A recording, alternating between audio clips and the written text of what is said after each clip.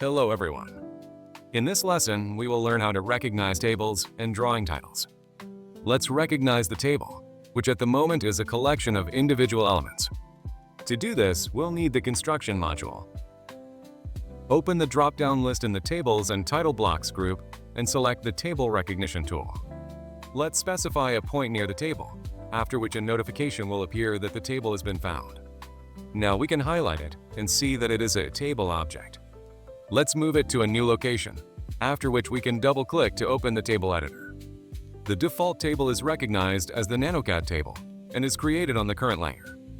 We can change the information in it, and it will change in the current table. Similarly, we can recognize a title block. To do this, use the Drawing Title or Borders Recognition command. The selection is made by sequentially comparing all stamp templates from the library with the geometric objects available in the drawing.